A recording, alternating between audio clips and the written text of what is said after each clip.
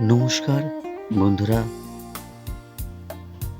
আজ এই অনুষ্ঠানে আসতে পেরে খুবই ভালো লাগছে।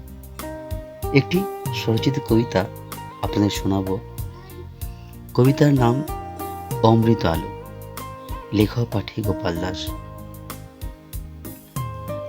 এ আলো অমৃত আলো, লক্ষ কোটি বছর ধরে গচ্ছিত আছে সাবধানে।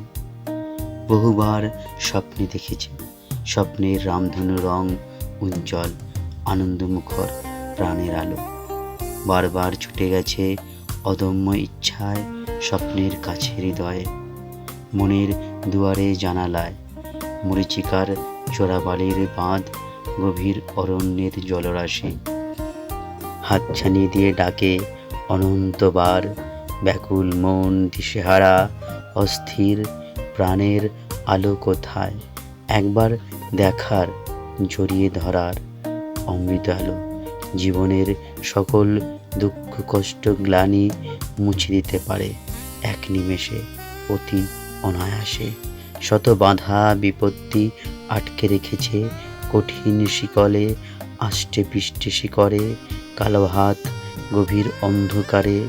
সহস্র কোটি বছরের অপেক্ষায়, তীব্র কঠিন সংগ্রাম, দুর্দান্ত লড়াইয়ে সকল আঘাত দুঃখ কষ্ট মুছে গেছে।